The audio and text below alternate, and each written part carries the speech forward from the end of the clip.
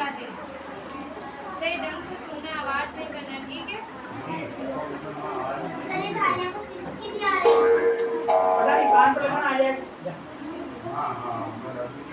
School का पहला दिन। ये कहानी है सूरज की, जो अपने माता पिता के साथ एक शहर में रहता था और उसे नए स्कूल में जाना था।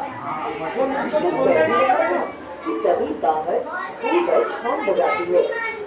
वह अपना स्कूल बैग सीट पर टांगता है और अपने माता पिता को बाय करते हुए भीड़ के बावजूद खड़ी स्कूल बस में चढ़ता है।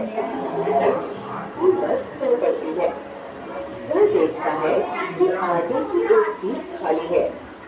वो उस सीट पर बैठ जाता है। तभी पीछे वाली सीट पर बैठा हुआ राहुल कहता है, देखो इधर मत बैठो, पीछे आ जाओ। सूरज राहुल को देखता है और सोचते हुए राहुल के पास बैठने चला जाता है। राहुल कहता है, तुम्हें पहले तो नहीं देखा इस बस में? हाँ, आज मेरा पहला दिन है स्कूल में। तुमने मुझे वहाँ बैठने से मना क्यों किया? आज तुम्हारा पहला दिन है ना, अभी समझ जाओगे। सूरज सोचने लगता है। तभी स्कूल बस रुकती है और स्कूल बस में राजेश चढ़ता है। राजेश उसी सीट पर बैठता है जहाँ पहले सूरज बैठा था। राजेश की बस में आते ही सभी बच्चे पहुँच जाते हैं। सूरज सभी बच्चों को घबराए हुए देख रहा था। राजेश आगे की सीट पर बैठे दोनों बच्चों को डराते हुए पूछता है, क्यों रे, कैसे हो तुम? दोनों बच्चे डरते हुए कहते हैं, ठीक है राजेश भाई, आप कैसे हो? राजेश एक बच्चे के जोर से गाल खींचते हुए कहता है, बढ़िया रे। बच्चा चिल्लाता है। ये सब पीछे बैठे दोनों देख रहे होते हैं। तभी राहुल सूरज के कान में कहता है, इसलिए मना किया था मैंने वहाँ बैठने के लिए। थैंक यू दोस्त, थैंक यू, तुमने बचा दिया, नहीं तो आज पहला दिन ही आखिरी दिन हो जाता। तभी राजेश दूसरे बच्चे से कहता है, चल रे थोड़ा बाजू को दबा दे। वो बच्चा राजेश के बाजू को दबाने लगता है। सूरज राहुल से कहता है, अगर वो सबको इतना तंग करता है तो टीचर से इसकी शिकायत क्यों नहीं करते? इस पर राहुल कहता है, शिकायत क्यों की? पर शिकायत का इस पर कुछ असर नहीं हुआ और जिसने शिकायत की थी उसे इससे तंग आकर मजबूरन स्कूल छोड़कर जाना पड़ा। सूरज खुद से कहता है, लगता है कुछ ज्यादा ही बिगड़ गया है।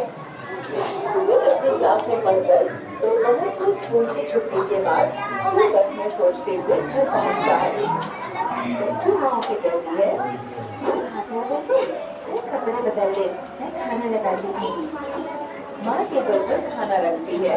तभी वो वहाँ आता है और कुर्सी पर बैठकर राजेश के बारे में सोचने लगता है। माँ उसे सोचते हुए देखती है और पूछती है, कैसा रहा आज का दिन? दोस्त बने या नहीं? वो कहता है, दोस्त तो बने पर एक रह गया है। माँ उसे परेशान देखते हुए पूछती है, मतलब क्या बात है, मुझसे कहो, मैं भी तुम्हारी दोस्त हूँ ना? सूरज माँ को देखता है और फिर सूरज उसकी जो वो सब बता देता है।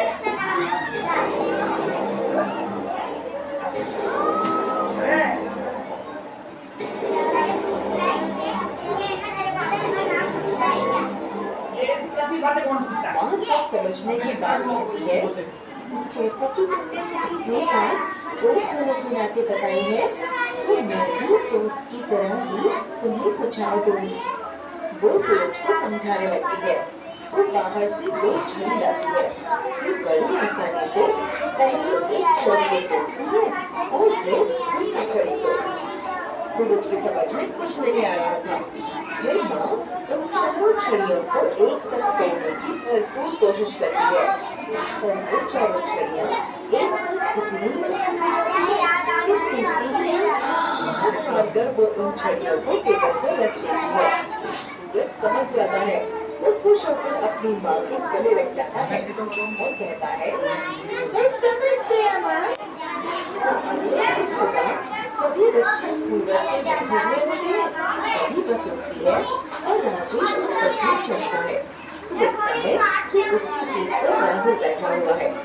राजेश उससे कहता है, अरे तुझे पता नहीं इस सीट पर मैं बैठता पता है, और आज मैं बैठूंगा। उस पर राजेश कहता है, लगता है तू ऐसे नहीं मानेगा। राजेश सूरज कहता है, खबरदार जो राहुल को हाथ लगाया। राजेश गुस्से में कहता है, तो मुझे रोकेगा। बस में सभी बच्चे खड़े हो जाते हैं और कहते हैं, नहीं हम सब रोकेंगे, नहीं हम सब रोकेंगे, नहीं हम सब रोकेंगे, नहीं हम सब रोकेंगे।